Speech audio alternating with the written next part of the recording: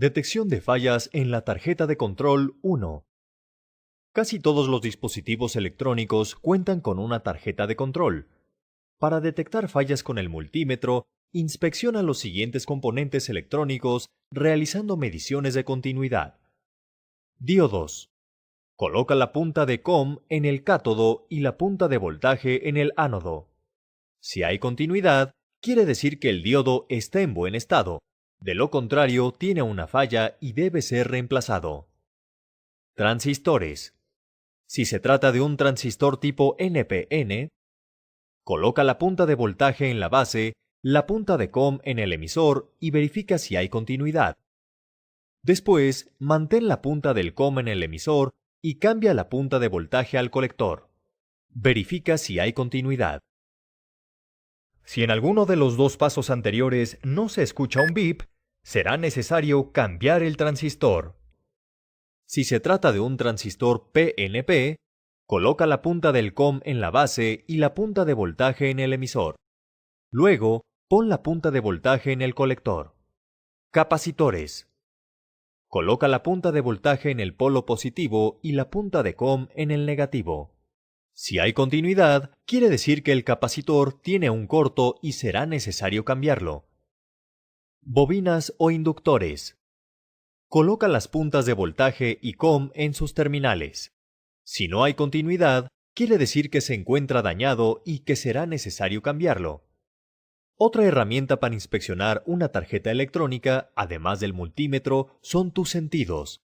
Observa si los elementos presentan signos de corrosión, conexiones que se encuentren defectuosas o sueltas, capacitores, diodos o aislantes que se encuentren quemados o decolorados, elementos que se encuentren deformados, por ejemplo, capacitores hinchados. También debes buscar sonidos como zumbidos o rechinidos que indiquen un cortocircuito, cascabeleo que indique que existen piezas sueltas. El sentido del olfato también es de gran utilidad al momento de encontrar fallas, pues te podrá indicar si algún componente se ha sobrecalentado sin necesidad de presentar humo o signos de quemaduras. Para finalizar la inspección, acerca tu mano a los componentes para buscar puntos calientes que estén por encima de los 50 grados centígrados. Evita el contacto y sé cuidadoso para evitar quemaduras o descargas eléctricas. Si un componente electrónico se encuentra dañado y es necesario que lo cambies, el manual técnico de la tarjeta te ayudará a saber las características del componente para que puedas conseguirlo en tu tienda de electrónica más cercana.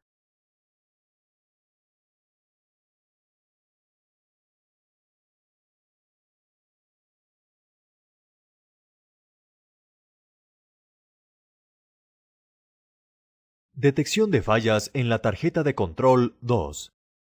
Después de la inspección visual de la tarjeta de control, debes investigar si el chip de control es el problema. Para esto, debes conseguir el diagrama eléctrico del dispositivo electrónico. Este te indicará cuál es el chip de control, sus entradas y salidas de voltaje y en qué pin se encuentran. Es de suma importancia que te apegues al diagrama para realizar las siguientes pruebas. Para verificar la fuente de alimentación del chip, necesitarás conectar el dispositivo electrónico y seguir estos pasos. Coloca el multímetro en medición de voltaje CD. Encuentra en el diagrama el símbolo GND y en la tarjeta de control coloca la terminal negativa del multímetro en esa ubicación. En el diagrama encuentra el símbolo VCC y coloca la terminal positiva del multímetro en ese lugar. El multímetro debe arrojar un valor aproximado de 5 volts. De no mostrar ninguna medición, significa que la fuente de alimentación está fallando y debe ser sustituida. Mide las oscilaciones del cristal con el que cuenta el chip de la siguiente manera. Identifica el cristal en la tarjeta de control.